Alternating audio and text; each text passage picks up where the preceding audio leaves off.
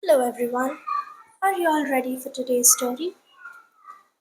Today's story is Dead Man's Painting. Raghupati was a rich landlord who had a son called Sahadeva.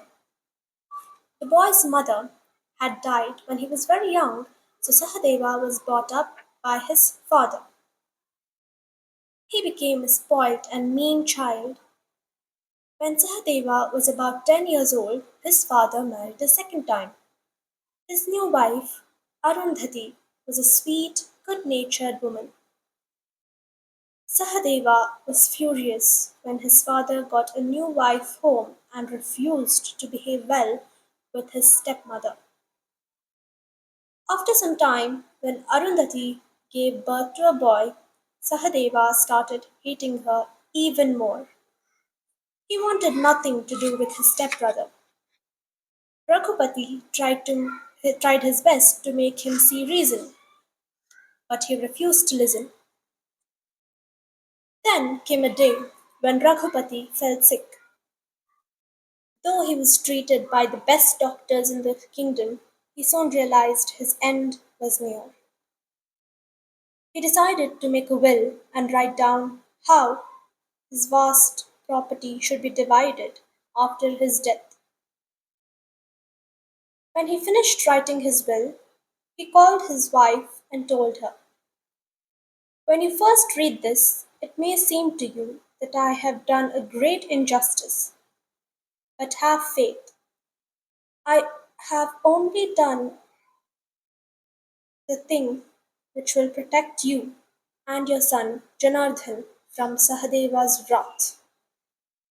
Then he gave her a beautifully framed painting of his own face done by one of the best artists of the kingdom and told her, "When our son Janardhan is 18 years old, take this to the king's minister Krishnakant.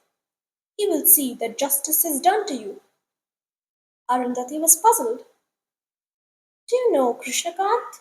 she asked. "No," replied her husband, "but I have heard a lot about his wisdom. He will know how to help you." A few days after this conversation, Raghupati died. Sahadeva could not wait for the rituals to be over so he could read the will.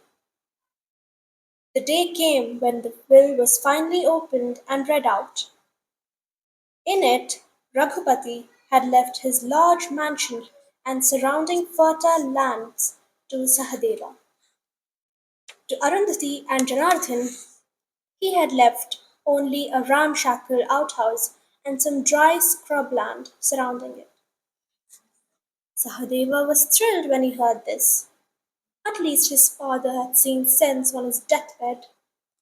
Happily he moved into the big house, and poor Arundhati and her young son went to live in the broken down little hut.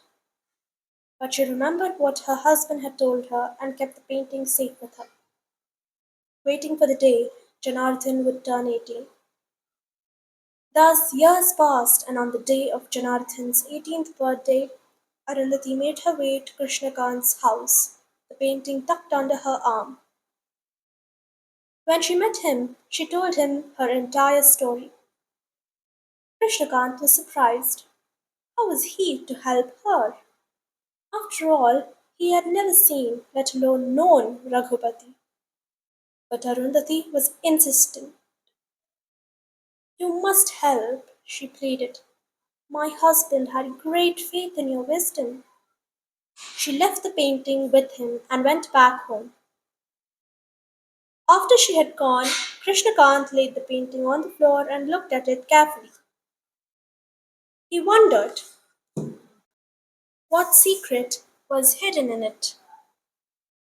Then he noticed the painting was crooked and pulled at a corner.